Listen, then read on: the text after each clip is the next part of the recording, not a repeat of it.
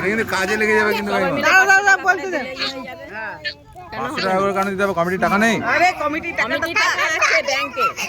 জমা ব্যাংকে এই দাঁড়া আদি এই দাঁড়া গোবিন্দ দাঁড়া। সরস্বতী ঠাকুরেরই তো হবে জিনিসটা। अरे गोला की काटी वाला এটা দিদি থাক ওটা ছিঁড়ে যাবে বাবু। अच्छा एबीसीडी वाला सिखा दीजिए एबीसी